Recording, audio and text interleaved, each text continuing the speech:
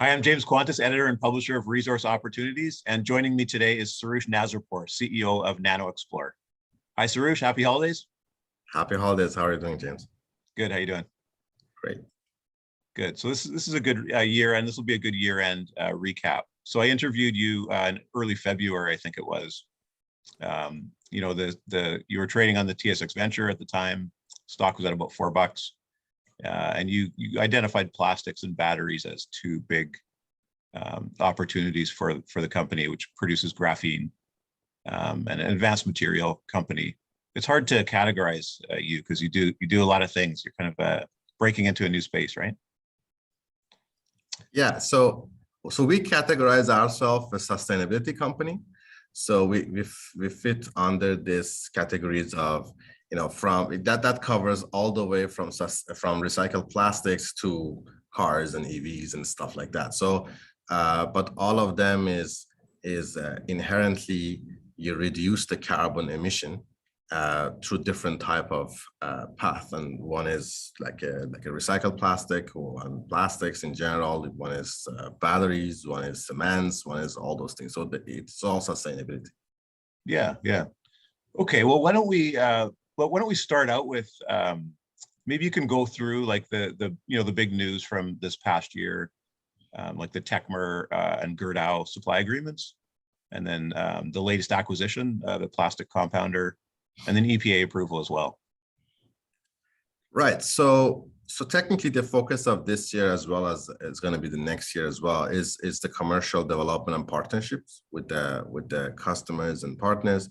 So we have a bunch of target markets. We've talked about it before, but you know, we look at transportation, which is the #1 market for us. That's both on electric and non-electric type of transportation. We have content in large vehicles and trucks and buses, slowly getting into the smaller type vehicles, like a pickup trucks and stuff like that. So transportation is a big segment for us.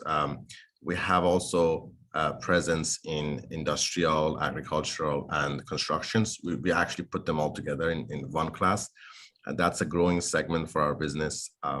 That has a concrete side of the business within it. Also, it has recycled plastic side of the business within it. So we can look into the activities of the company either from the market side or from the solution side. So we have solutions in let's say plastics, composites, and those type of things with graphene, and then we have solutions on the concrete side, and then we have solutions on the anodes and cathodes and battery material space, right? So these are the main solutions that we provide, and then that goes into different type of markets and applications. Now, early this year, throughout the year, we announced a bunch of developments. We became a graduate to the main board of the Toronto Stock Exchange. So moved from venture to the main board.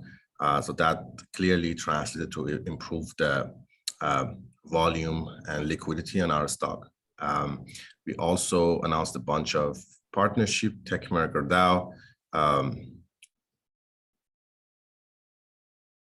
We work with the different accounts currently, and these are, you know, they're in different type of applications and markets. The main solutions are the same, but we're working with a lot of those type of customers. Some purchasing, some buying right now, some developing, some at the pilot stage. So we have different accounts in different part of the sales process. So that's also we'll talk more about those for sure. And we announced EPA approval. So we are the first graphene company that actually got the EPA approval, which is the Environmental Protection Agency in US. So you can actually ship products to US and sell the product in US. But the first company which is outside of the R&D volume and R&D exemptions, right? So we have EPA approval at no annual limit in terms of supply volume. Normally you see annual limits of the amount of graphene you can actually sell and ship to US. Our approval does not have that limit. so we think, as far as we know, we're the only company in the world that has that approval for US.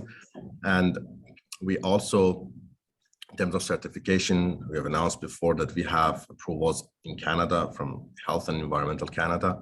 Also, we are leading the consortium of REACH for certifying graphene. REACH is just for Europe, and we are leading that consortium as well. So we're really in our business, we're focusing on providing the volume of supply, providing the cost, providing certifications in different jurisdictions, and also currently focused on product level certifications, which is a totally different subject. And how you certify a product, it depends on the market, depends on the OEMs, depends on the customer. So that's what we're doing currently. So this covered the EPA, and the last one as well was the announcement of Canuck and the compounding partner for us. And at the same time, we provided financial guidance for next year. So in the, well, maybe we can just start with the most recent, the Canuck Compounders acquisition. Is that a case of kind of taking it like a shortcut, maybe is not a good term, but, you know, like a company that had existing supply relationships and deals with larger companies? And who would be some of their larger customers? So let's look at the acquisition more from a point of view of a strategy than from a single acquisition. So we have done acquisitions before, which was more getting us in front of the larger accounts. That Canuck, which is hopefully a first of a few more, is a more of a shift of the strategy toward being more present in the downstream applications of the graphene. If you followed us, we moved from supplying graphene as a raw material into supplying graphene as a solution, right?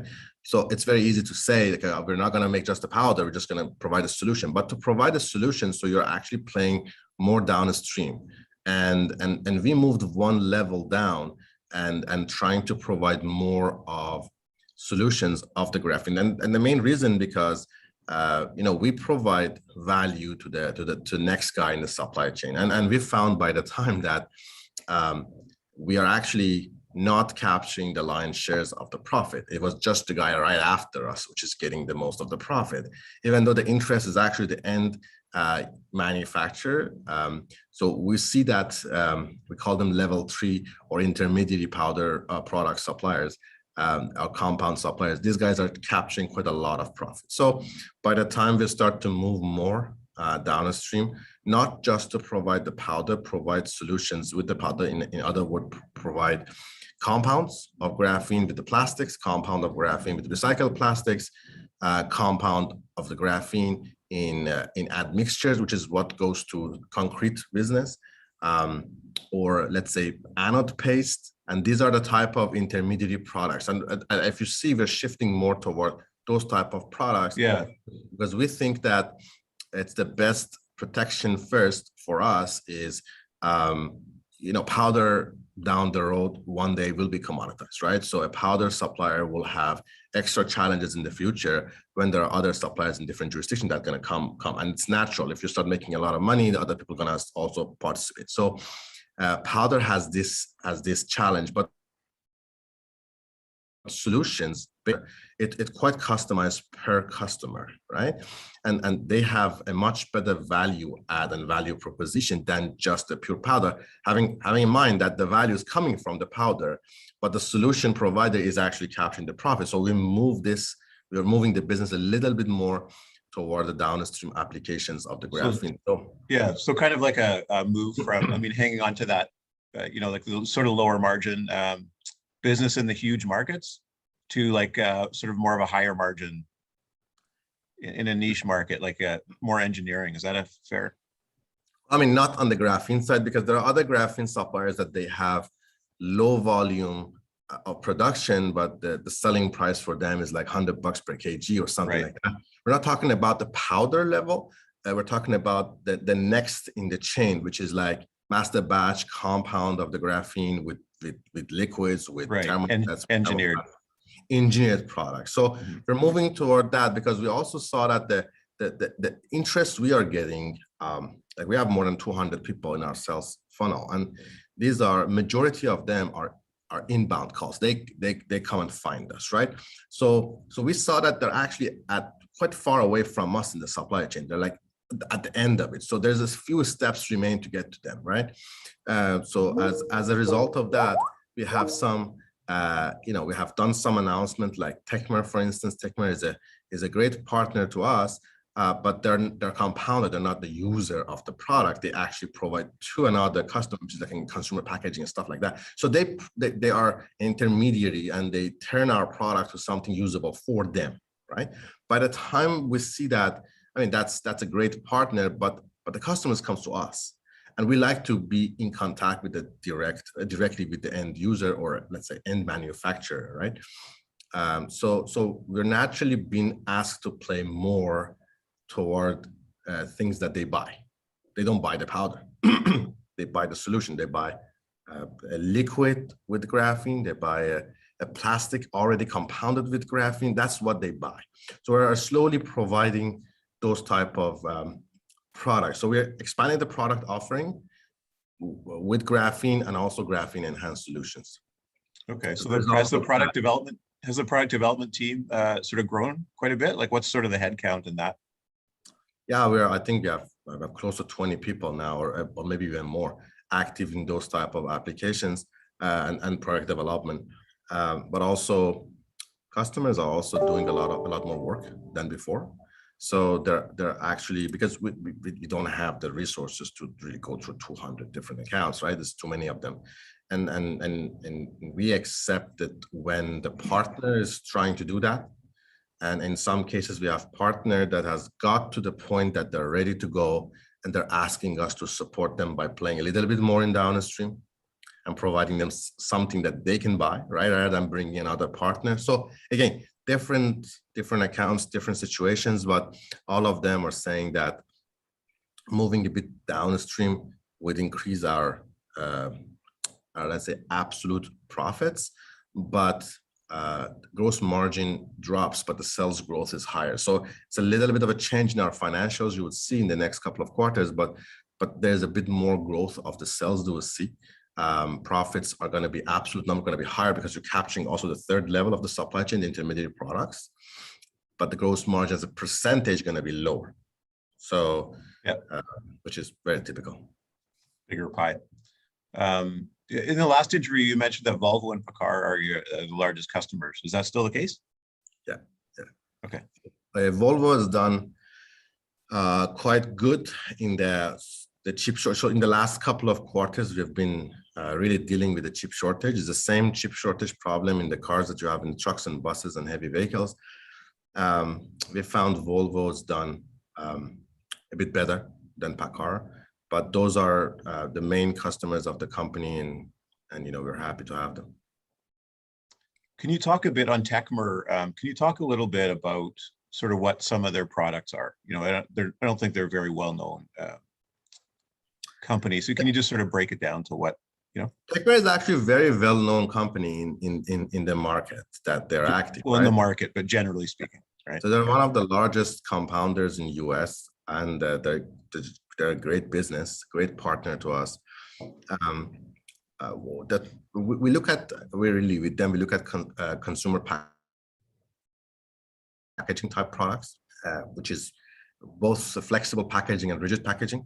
Flexible packaging means like films, plastic films, and rigid packaging means containers, for instance.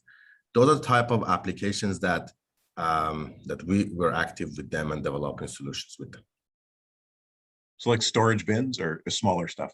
It could be as a storage bins all the way to plastic films, right? So plastic films are, let's call it trash bag, like it's a plastic film. Right. Now, so Gerdau, I kind of thought like they're Brazil's biggest steel producer, I think, right? So they make a lot of rebar. So I kind of thought like graphene enhanced concrete as sort of almost replacing rebar, but there's a role on for the rebar as well with graphene, right? Can you talk about that? Yeah, so rebars are coated normally with polyurethane to improve the corrosion lifetime, and there's always a tendency to improve that corrosion lifetime for the rebars, so they have a longer lifetime. So graphene, I mean, we're not the first one in the world saying about improving corrosion with adding graphene to polyurethane. It's regardless of what they're coating that thing on. I mean, it could be rebar, could be a metal piece everywhere. Anywhere that there's corrosion, polyurethane coating improves the lifetime against corrosion. So then graphene added to the polyurethane coating also improves further the corrosion lifetime. So that's something that has been reported out there as well. I think there has been people using that in the market as well right now. So that's one side of the activities. The other side of the activity is the concrete. And they're doing a push into the graphene enhanced concrete, right? Yeah, so the concrete is, I think concrete is, many people ask, what is that, killer app that, graphene goes out and stuff. I normally don't like to say it's a killer app, but concrete is becoming very interesting. And it's not an old thing. It's like last couple of maybe quarters, there's a ton of discussions about concrete. One of the interesting thing about concrete is it's not that customer specific. It looks like majority are using very similar type of concrete composition, right? Let's say, and graphene performance is very consistent from one concrete guy to the next, right? These are interesting because inherently it reduces the product development cycle, which is like long, right? In general, those type of applications, you're too customized. Everything is different than from one to the other customer, right? Concrete is the one that looks to be an interesting market. I'm personally very hopeful about graphene introduction in the concrete market. I think it will become the #1 market of graphene in terms of volume. Probably not necessarily the cost or the dollar value, because the loading level is low in the concrete, even though the volume is really high. I think there are other applications like some developments are happening in the asphalt type market, and some are happening in rubber side. These are also very large volume type applications, but concrete I think it's going to be one of the main markets of the graphene. And graphene has a lot of different application here and there, but the volume wise, dollar wise, concrete looks to be very interesting. Yeah, I mean, on the sustainability front too, right? That's I think concrete's like 6 or 7% of greenhouse gas emissions globally, concrete production. There's for sure there's a push toward reducing carbon emission in any application, especially as some manufacturer going to end up paying for it, right? So that puts more push on finding substitutes and replacement to reduce the emission. So that's for sure. The interest is there to find solutions, but also very, very, very cost sensitive. These are very cost sensitive applications and markets. We found that the interest of the concrete market is to find solutions that are better, in the strength and this and reduction of the GHGs, but also cheaper solutions, something that actually brings cost reduction, or at least it's cost neutral, right? So, so it is a great market for graphene,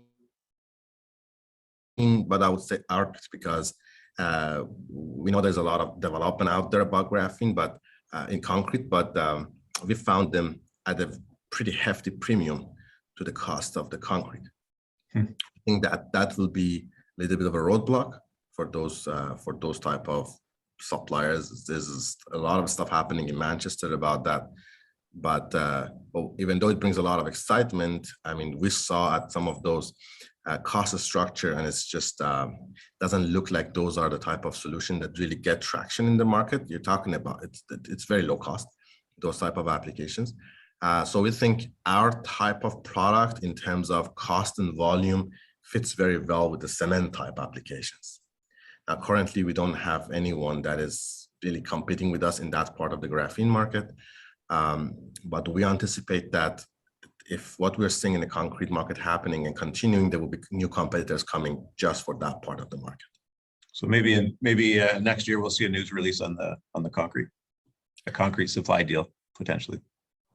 Yeah, we're working with quite a few of those guys. Like it was a wave of interest that came to us because like they need a lot of graphene. Like it's just smallest trial they do, there's a lot of graphene they need. And you know, there's a ton of people talk about graphene, but if you call them and say, give me just a bag, like a ton of graphene in a big bag, like just I would like to know who actually can produce. Like a ton of graphene in a big bag, it's a problem for a majority of the people out there to solve. Well, I mean, in that respect, you know, it's a bit similar to the junior mining companies that I cover. You know, there's a lot of BS, if I can be frank, right? And you know, you see the same thing in graphene. And I should ask you, like, I want to ask you about something. You know, you hear chatter sometimes, like or you see chatter online. I've even heard it from other graphene players that are trying to break into the space. You know, that what NanoXplore produces is not graphene; it's some kind of blend, or you know, like that skepticism. How do you address that, and where's that? You know, okay, let me add 2 ways. So you must have heard it yourself, right? I mean, I heard it from some investment I have not heard it from the customers and partners of us, or people in graphenes. I did not hear from them. I mean, I heard many times from other graphene companies that we're not selling our graphene at $10 per kilo or $11 per kilo. Our cost is like many times higher than our selling price. So we're absorbing loss to open the market. I heard that from the graphene market. Now, talking about quality and stuff. So let me answer 2 ways.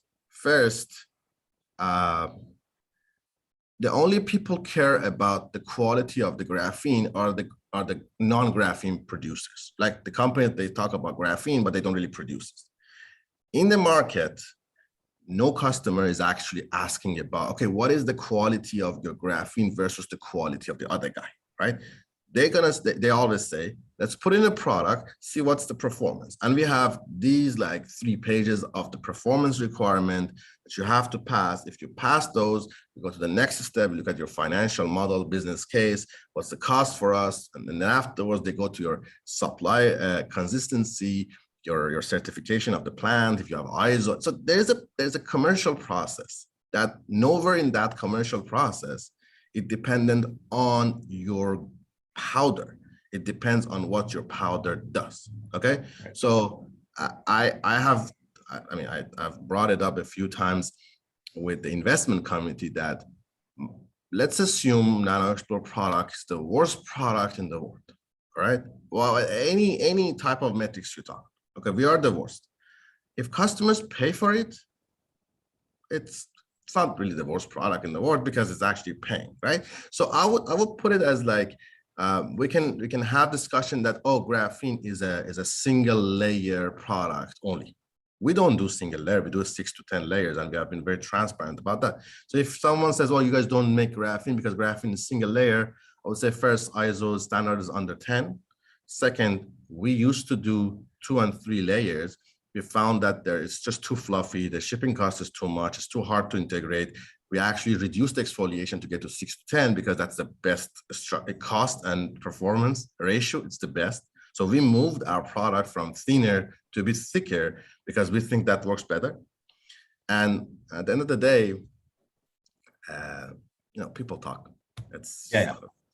Well, some of it might be, you know, I'm sure the EPA approval was met with, you know, with consternation and with some, like, surely there were other graphene players who were going for that. But can you talk about like the implications of that? You know, it was sort of a short news release, but I think it'll be pretty significant. And what does it allow you to do that you couldn't do before? So EPA first, well, when it comes to the EPA, we were very surprised that EPA doesn't exist. You don't want to be the first company doing that because it's very expensive to do that, right? And there are other graphene companies in the US. So we were very surprised that the EPA really doesn't recognize graphene at the time that we started the process, right?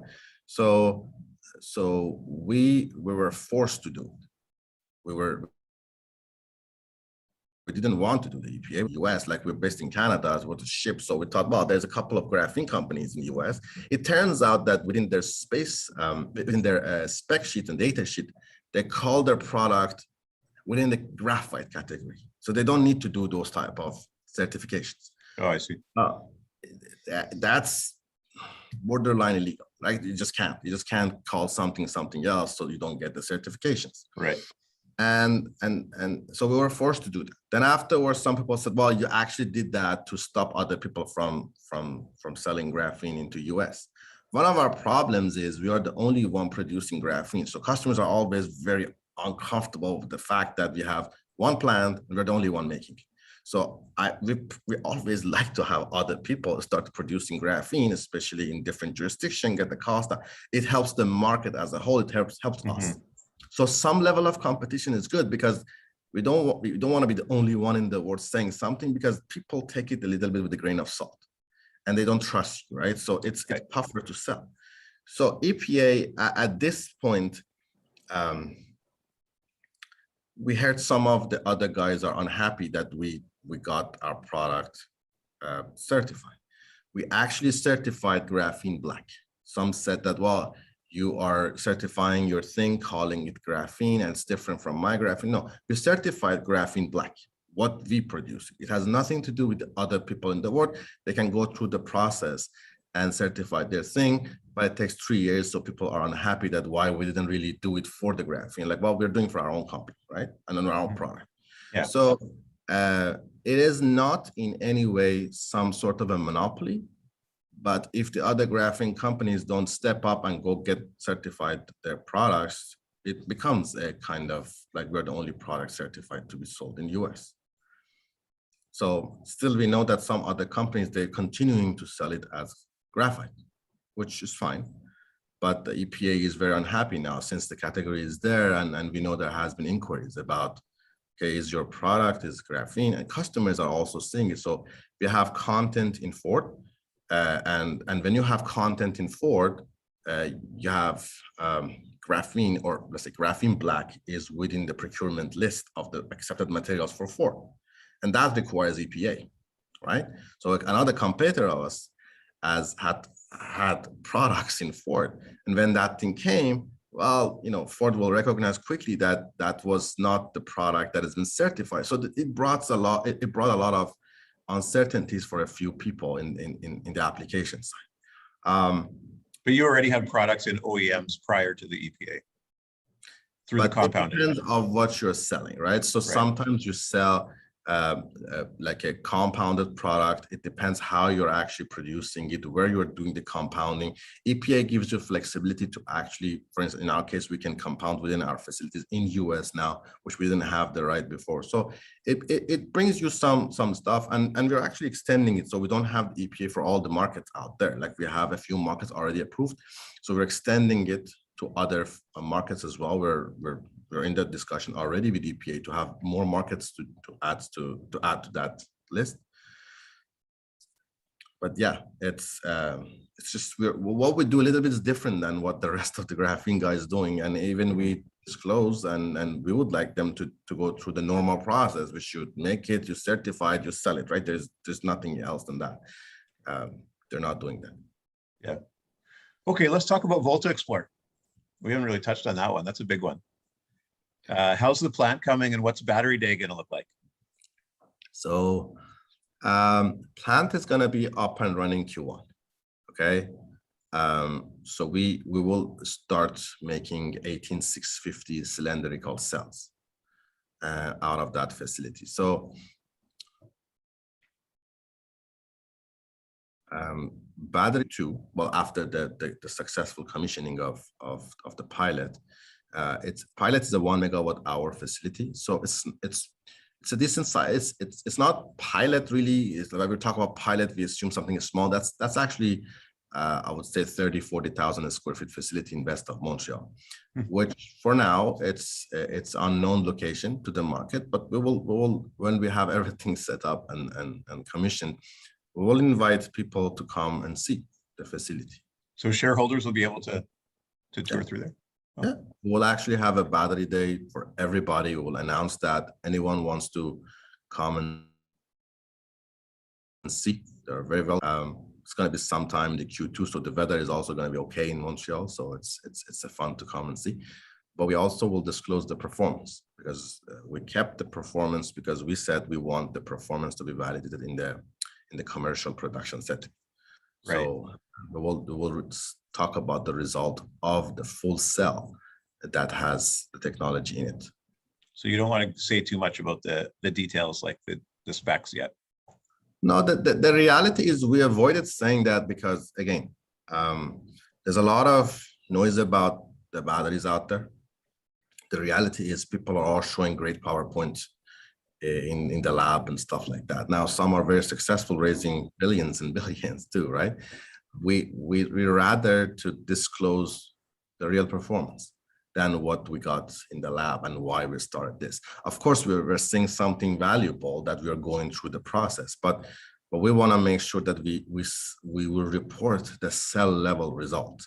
So cell level result translates into the product. Like you can actually talk about, okay, how longer the car can drive with these batteries, right? You can, right. You can but if I talk about like, okay, this is the capacity of the anode, doesn't really mean anything, right? So, and it's also in the lab setting. So everything could be a little bit elevated in the lab setting. So we want to make sure what we are reporting is replicable in the real world applications. Okay, so VoltaXplore, are you getting some interest from OEMs? Sure. There's not enough batteries out there, so everyone is looking for batteries. Mm-hmm. And how quickly could you ramp that up? Like, might you look at getting a bigger partner in to help fund future plants and so on, or the first gigafactory? Well, first we got to get to the go no go, right? So we have to build the pilot, see the result, see the costing, and get some of those key numbers for our feasibility report done to clearly know that there's a business. And then afterwards, if we pass the go no go, then the next story starts. So again, we're more inclined toward building a 10 gigawatt hour in 2 phases, which is a 2+8. If we pass the go no go, our target is to have the 2 gigawatt up and running by 2024 and add another 8 by 2026, right? So we're breaking it to 2 parts. There's a lot of reasons for that.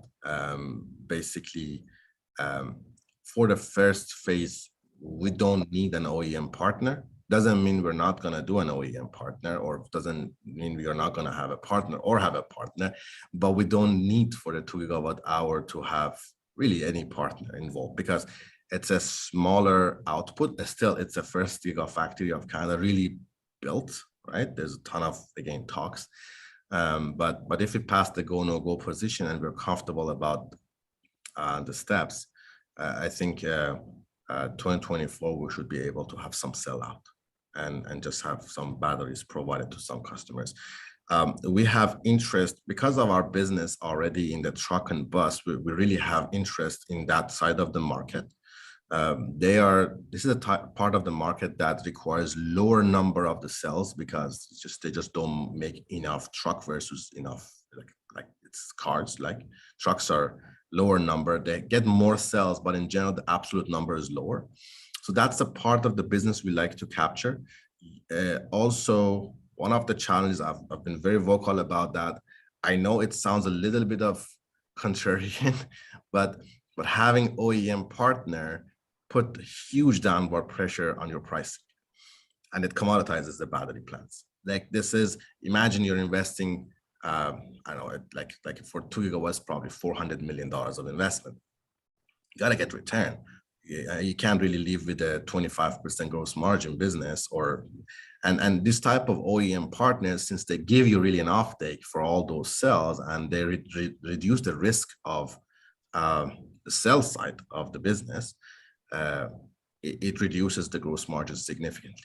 And when it does, is your financial model doesn't really cover the depreciation of your assets or the capital investments, right? So that starts to really change the strategy a little bit. So we would like to make sure that the first part of our business creates enough profit to justify further investment, and then maybe for sure at the 8 gigawatt hour you then need like OEM part agreements and stuff, but you need that first part to generate enough profit that makes sense to build such a thing, right? Yeah, so partnering with the battery, like existing battery manufacturer might make more sense. Existing battery manufacturer, maybe grid storage customers and partners. There are a lot of different ways you can actually go. We are not lacking interest in that. There's a lot of interest. But again, let's go through the go no go position. Let's make sure we're actually building it. Then we talk about who's going to be a best partner for us. What's Battery Day going to look like? Can you give any details on what vision you have for that? Well, it's not going to be like a Tesla Battery Day. Okay, it's different. It's called Battery Day too, but it's not going to be like that. So you're not going to be in the cars and the horn and stuff like that. I hope it has the same effect on the share price though. Share price. I mean, let's talk about business. So we think that the Battery Day is going to be a combination of having a tour of the facility and seeing some presentations about the technical performance of the thing at the cell, just letting people to actually see and touch the cells, right? So that's the concept. It really depends on which part of pandemic we will be at the time. Yeah. Like everything else. It's a big question all the time. That's what we have in mind now. Okay. I guess we can wrap it up soon, but like sort of on a personal level, like what drives you, Soroush? Like what kind of drives and motivates you, and what keeps you up at night regarding NanoXplore? So what keeps me up at night is my like 22-month-old baby girl. So that keeps me up at night for sure. Right. But you know, it's an interesting, it's an interesting time for both Nano and Volta, right? So NanoXplore, we are at that commercial stage that we are moving from, a more of a startup-y type company to a more of a, growth stage and value generating cash flow and talking about EBITDAs. So that's an interesting transition. It takes a lot of work. So I know that people always look when the stock goes up, so these guys are doing good, stock goes down, these guys are doing bad. So it doesn't work like that. In real world, for getting something from nothing all the way to here, it's been about 10 years for me. So we just a couple of weeks ago, it was the 10 years anniversary of NanoXplore. It's a lot of work. And it's interesting because in 10 years, we became this company. The next 10 years, what we will be, right? So there's always the question that drives us.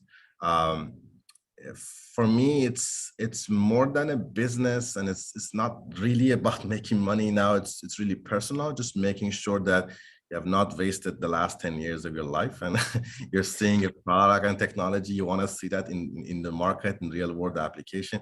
That's very fulfilling personally. And Volta is a different beast. Volta is it's very, very, very difficult to make batteries. That's why not so many people in the world can make batteries, So when I look at companies like Tesla, like the inherent value that is behind making battery cells, and we know how difficult and complex those things are, there's a ton of value. So I understand that many people do not recognize that value, but it's a lot of work to get that going. So it's interesting for us. We, 5-6 years ago, we started battery discussion. We kind of like didn't know anything about battery. Now we are standing in a position that we're very happy with what we have. We just want to make sure we actually can replicate in the real world. And if that's the case, we should see very interesting type of batteries out there, which are very unique in terms of performance, even though it's built the same way that everyone builds a battery. So it's great to be the first company in Canada as well to build that size facility. It's great to support the Canadian supply chain when it comes to EV. That part is actually missing in Canada. I understand that many of the large companies are talking with the governments, both in provincial and federal level, to have battery in place. But there are a handful of companies in the world that actually have done batteries before. So, and for your batteries, can you source all the materials from Canada? that's the concept, to provide everything from Canada, to have a local supply chain. Still, it's early for us to set up offtakes in place, but we are confident that in Quebec there's a ton of raw materials there. You know, cobalt always is an issue, right? Everywhere you go, so that's a worldwide problem. But otherwise, the rest of the stuff actually exists in Canada. Speaking of Tesla, like, you know, I don't think I've ever heard Elon Musk say the word graphene, but, you know, the way he talks about some of their products and, you know, some of their hires, surely they are using graphene in their products. They must be. It fits all the sort of all the descriptions. We're gonna ask him. Yeah. Okay. Well, so 10 years out, what is your vision for NanoXplore, Soroush? Yeah. So, well, next 10 years, first we got to go through the existing plant, right? So to place the products, get some of those clients to honor the forecast and get the products and their products and go to market, right? So for us, then very soon it's going to be expanding the production, having different production facilities. More, I would say, in North America, still South America, North America. This is still, we're still quite a little bit far from having production in Europe, but we'll see that having more facilities in North America, most likely in US, and providing the products, graphene products to the different segments. Like the thing about graphene, which is also a blessing and a curse at the same time, it goes everywhere. So you just constantly have to refocus on things that are quicker to the market. But many people in nano, they say that they have a full life career in graphene. It's just the beginning of the graphene. It's gonna be around. And it's going to be years and years and years that we will hear from graphene going to different applications. It already passed the stage that this technology is going to be in the market, because many technology at this level is already dead. Like that, it's known that they're not going to really work. It's already past that level, so it's going to the application. So customers, they want it, they see it, they like it, but it's a process that takes years and years and years and constantly going to grow, right?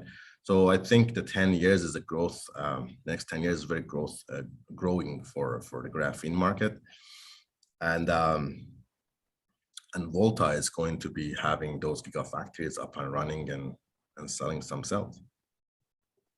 On the graphene plant, what's kind of the run rate now? And like looking out 1 year, 2 years, where do you, like, are you going to be able to add more capacity? I think we should add more capacity. The market, it's what I feel, and also some of the folks in the graphene markets are seeing is that first step of the hockey stick coming in 2023, 2024. So in reality, we had the AGM yesterday. I talked about that. It's very difficult to predict, right? So there's always doubt there. But what we see from some of the forecasts from the clients, some of the feedbacks from other graphene producers and the analysts in the market, we all see some hockey stick coming in that time frame, 2023, 2024. And you can actually extrapolate the carbon fiber market history of the carbon fiber market with the graphene, and it just happened. The growth of the carbon fiber market happened few years after the first supplier of the carbon fiber was able to get the cost down and brought the volume, right? So if that happens, I believe history repeats itself. Then it kind of like makes sense what we did translating into the market growth for the whole graphene market, not just for us, for everyone.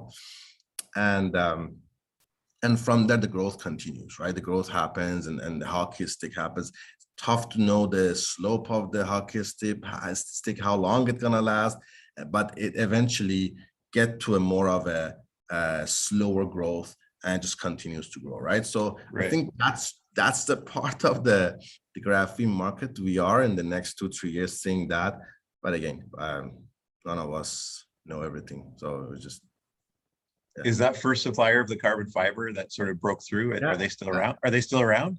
Who is that? What is that company? I don't remember the name. They're this big Japanese. Oh, okay. Yeah, I Just curious about the size of the company. There are a couple of hundred of billions of dollars now, so they're very large. But this is not just they're a conglomerate, the Japanese conglomerate. Right. They're not just carbon fiber, so it was not just carbon fiber get them there, but these are big Japanese companies. They have done that. Sounds good. Hey. Thanks for your time, Soroush. Thank you very much, and happy Christmas. Happy Christmas. All the best in the new year. I'm sure we'll talk again then.